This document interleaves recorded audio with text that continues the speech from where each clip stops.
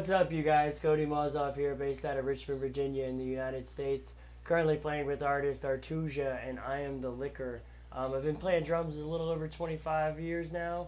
The thing I love about Collision as a brand is just their attention to detail as far as artists reach out and providing a product in a timely manner. And also, more than anything, I'm a very hard-hitting drummer. I swing away, as I like to say.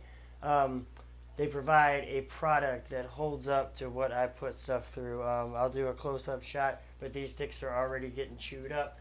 I play a lot, I play often, I play in all the bands, and these things hold up to everything I put them through. The Collision 5Bs is what I'm currently using in studio, and then the Collision 2Bs is what I'm currently using live. I have kind of a small hand, it gives me a little more to grip onto and really dig in live and get after it. Both of my bands are kind of more intense live, so provides me with that ability to get, keep up with my guys on stage. So the cover I'm going to do is a song called Unsullied by my band I Am the Licker. Hope you guys enjoy.